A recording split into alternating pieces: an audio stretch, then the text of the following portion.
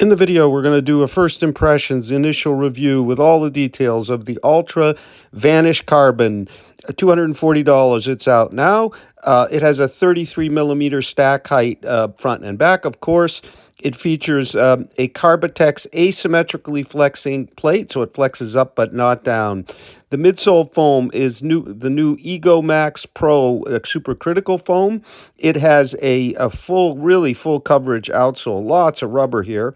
The fit is Altra's slim fit, but still foot shaped with quite a bit of room. In terms of weight, we come in at 7.66 ounces, 217 grams in a US 8.5, so that's about 7.85 ounces, or 222 grams in a US 9. So we're well under the magic 8-ounce barrier for super shoes with a very decent stack. Finally, the rocker starts 65% of the way from the heel of the shoe to the front. And with a zero drop shoe, that's very important as it really gets you rolling forward. And I can tell you already it works. For a 7.5 mile run here in Rye, New Hampshire, we're going to share some details, yet more details about the fit, the ride, and some pros and cons, and some comparisons of this new shoe from Altra. Okay, let's take a look at some of the details of our Vanish Carbon from Ultra. First, the midsole and the stack height. So Ultra has a spec of 33 millimeters heel and forefoot. We are zero drop balance cushion. The foam is clearly a supercritical foam. To pressing, the lower layer, and you can see it looks a little teeny bit different, is a bit denser than the upper layer. Up front, and I'm going to show you a picture, we have the Carbitex carbon plate, 3 fingers. Here's what it looks like. Now that plate, the Carbitex plate, is asymmetrically flexing. That means the plate flexes up, but it does not flex down. Now the shoe new here is completely rigid, but within the midsole, that plate is going to flex up as you toe, press down on it, and then spring back. The outsole is called out by Ultra as an EVA foam. This is obviously a hardened foam. It's quite firm, but maybe not quite as firm as a full rubber kind of foam. Up front, a bit softer it feels maybe than at the heel. Look at the thickness here. We have a lot of rubber on this shoe, and that I think will also help stabilize our softish foam. Not super soft, maybe not as soft as Fuel Cell in the RC Elite 2. Now, of course, let's move on to the upper.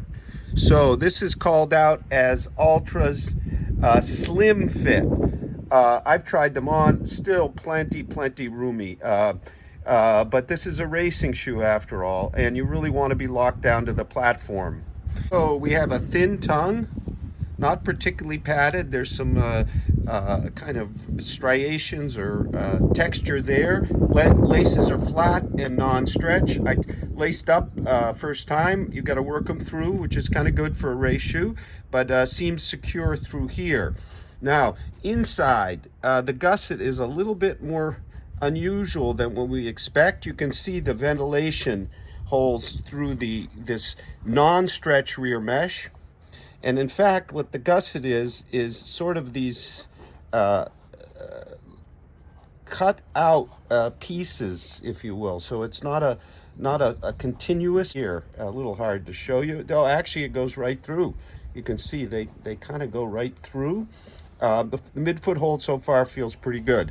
Now the heel counter, pretty minimal, not much here. We'll see how that all holds. There's not much stiffening anywhere really, even a little bit at the rear. So let's talk about the weight of our Vanish Carbon. So we're at, in my 8.5 sample here, we're at 7.66 ounces, 217 grams. So I'm estimating that in a US 9, we'd come in at 7.85 ounces or 222 grams. So it's definitely under the magic 8-ounce barrier, and it has a relatively thick 1/2 ounce weight sock liner here. which 14 grams, which maybe you might replace if it still fits you well with something a bit lighter. But we're definitely in the hunt here, and with that big 33, this certainly is competitive. There's no question it's a supercritical foam. You've got a relatively wide platform on the ground at the heel and decently wide at the front. The mesh up front is a single layer, very soft mesh. There is a little bit of stiffening up front. So let's talk about fit. This is the slim fit in Ultra, which corresponding to other brands might be a decently wide. What's really felt about the fit is the anatomical shape of the toe box, which really helps you sort of get down on that big wide platform up front. The laces work very well here. They're flat. As I said, you got to kind of pull them through. At first, I was worried about that pretty minimal heel counter, but all seems to hold well. Of course, you don't have kind of plush padding all around, but the hold is good. No issues for me, as some of us did, but not me with the Mont Blanc. I think the laces play a good role here in really locking things down. So it's a good hold all around. So now I'm going to keep going here. Oh, we got a New Hampshire barn. Ultra fans, you'll be happy with the ride here. It's still what you expect. And those who haven't tried Ultra, here's what you might think. What I'm finding is that we have such a kind of substantial heel between the rubber and the firmer foam at the rear that there's really no sense that this is a zero drop shoe. It's more like a 4mm drop shoe for me. Now off the front, off that big wide front, the plate really isn't felt as sort of a big harsh element. It's more sort of, you can feel those fingers, of the 3 fingers of the Carbitex plate really working with your foot. There's a lot of width on the ground on the bottom, which it looks like again, and you just feel a lot of propulsion. But there are some negatives, which we'll get to. But one thing I really like here is you see the slot there only on the medial side. It allows me to really flow forward smoothly, even at zero drop, even with this kind of more rigid profile. And what's going on is the plate is only 3/4 in the front.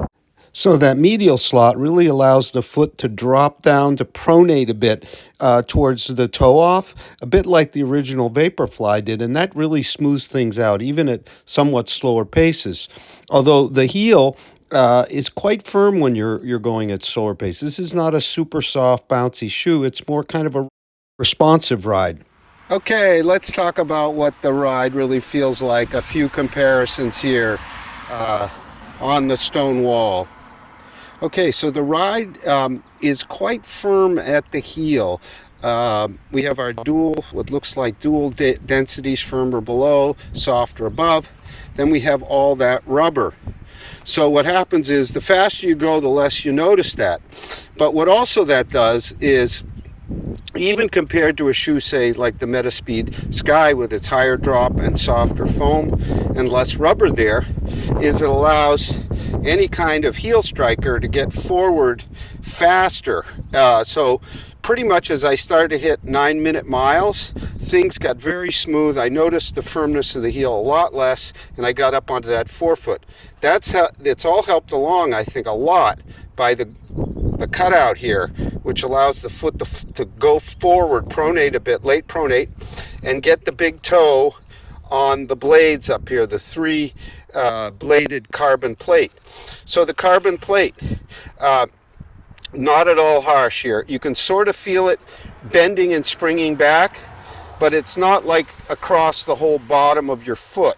So you can feel your feet working, even though it is a rigid shoe. You also really notice the width of the front and those the three blades, if you will, of the plate, 3/4 length, really kind of working you forward. So the faster you go, the better it feels. There is plenty of cushion. I really like the forefoot here. It's denser, it's kind of responsive as opposed to bouncy. I guess I would say it feels a bit like the various Adidas with Light Strike Pro in feel. A bit hard to, overall it feels that way, but I think the foams overall are softer, but what you're feeling a bit more of is the rubber in the mix. So they end up about the same with a little bit softer at the foot feel for the Altra. And I'll say it again, if you're comfortable in a 4mm drop shoe, you'll have no issue. I don't think you'll have any issues racing in this shoe, because it really feels like a solid 4mm. Of course, that's also helped along by that rocker that starts about 65% back. So that, along with the slot, really get us forward easily off the heel as soon as we pick up the pace. A few other comparisons in foam feel and shoes. Okay, so the Endorphins from Saucony. This feels more similar up front to the Speed than it does the Pro. The Pro has that very kind of sharp, accentuated final rocker.